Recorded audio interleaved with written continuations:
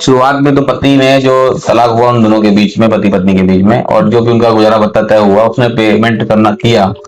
मान लीजिए 1 साल तक किया, और 1 साल बाद उसने पेमेंट करना बंद कर दिया। तो अब पत्नी के यहाँ पे क्या राइट्स हैं कि कैसे उसको जो है वो प्रोटेक्ट करेगी, उसको जो है जो अमाउंट में बात हुई है कोर्ट के जरिए वो मिलता रहे, इंश्योर कैसे करे वो। तो डाइवोर्स किस ग्राउंड पे हो रहा है? डाइवर्स मान लीजिए म्यूचुअल कंसर्ट पे हो रहा है, लेकिन पति तैयार है गुजारा भत्ता देने पे, उसने अपने आप को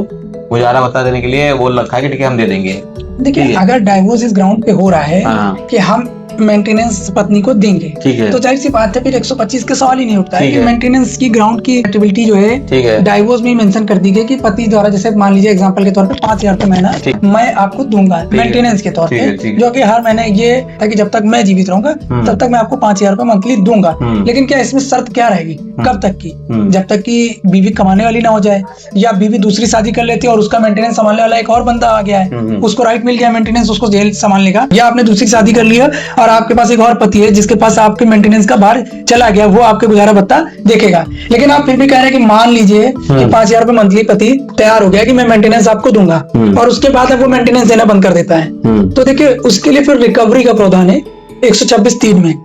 कि वो 126(3) में अगर इस तरीके की बात हो रही है और वो पेमेंट नहीं कर रहा है मेंटेनेंस का, तो आप 126(3) में रिकवरी के लिए जा सकते हैं। लेकिन पत्नी की दूसरी शादी करते ही मेंटेनेंस ऑटोमेटिक क्लोज हो जाता है।